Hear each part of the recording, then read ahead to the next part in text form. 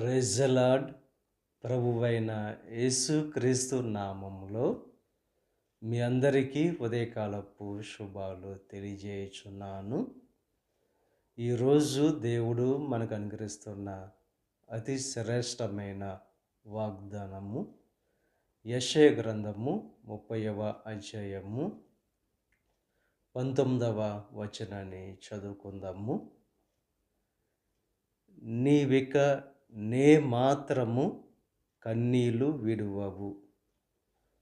దేవుడు వాగ్దానం చేస్తున్నారు, ఇంకా ఎన్నడూ కూడా కన్నీళ్లు విడువరని చెప్పి దేవుడు వాగ్దానం చేస్తున్నారు. మీ కన్నీటికి కారణమైన సమస్య నుంచి దేవుడు విడుదల కలుగు చేస్తాడు. ఈ లోకంలో జీవించేటప్పుడు